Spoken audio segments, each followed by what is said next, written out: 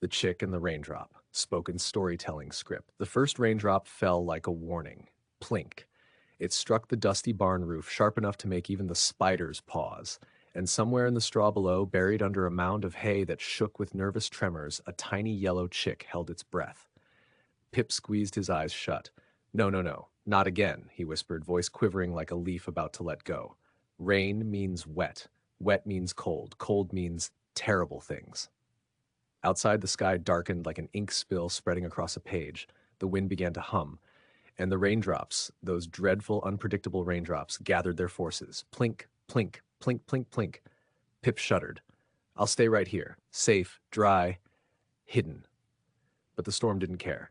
It marched forward, slow at first, then suddenly bold, an army of tapping fingers drumming across the barn roof. Each tap made Pip's feathers fluff in panic. He curled tighter into his straw cave, heart racing. Why was the sky always so dramatic? Why did the clouds insist on exploding? Why couldn't the raindrops just stay where they belonged? Then a voice boomed from outside, muffled by the storm but unmistakably cheerful. Rain's here, little one. Good for the soil. Good for the worms. It was old hen Clara, broad-shouldered, calm-eyed, and entirely too unbothered by thunder. Pip peeked out, shaking. You're not scared? He squeaked. Of the rain? Clara chuckled, shaking water from her feathers. Child, the rain is a gift. Kaboom! Thunder cracked through the air like a giant snapping a tree in half. Pip vanished back into the hay so fast he kicked straw into the air. Nope, no thank you. Rain is danger falling from the sky. Clara tilted her head, patient but firm. Suit yourself, but the worms will be dancing soon. Pip froze. Worms? Worms? He did love worms. Loved them enough to ignore a little sprinkle? Maybe, maybe. But this wasn't a sprinkle. This was a full-on storm that sounded like the sky was breaking apart. He swallowed hard. Outside, Clara stepped proudly into the open yard, beak high, eyes bright. Come on out if you're brave, she called. Or stay inside and miss the feast. Pip's stomach growled, a sound louder in his mind than the thunder. He edged forward, just a peek, just to see. A breeze swept by, cool but not cruel. A raindrop slid down a leaf, soft, gentle, harmless.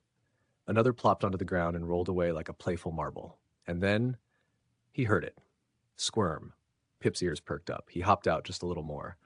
The ground shimmered with puddles. Clear mirrors splashed with silver. And beneath them, movement. Worms. Wriggling. Rising from the softened earth like treasures rising from mud. Clara laughed warmly. See? Rain brings life. Pip stepped out of hiding fully now, blinking as drops pattered on his feathers. He braced for the cold, the shock, the misery. But instead, the raindrops felt cool, refreshing, like tiny kisses from the sky. They bounced off him, rolled down his back, and made his feathers sparkle in the gray light. He giggled, actually giggled. The fear melted, replaced by wonder. He darted forward, snatching his first worm triumphantly. Then a second, then a third, each one glistening from the rain that had frightened him minutes before. Clara nodded with a proud, knowing smile. Sometimes, she said, the things we hide from are the very things that help us grow. Pip looked up at the sky, still rumbling, still wild, yet somehow no longer terrifying. Thank you, he whispered to the raindrops, and for the first time he meant it. If you enjoyed this story, please like, share, and subscribe to help the channel grow.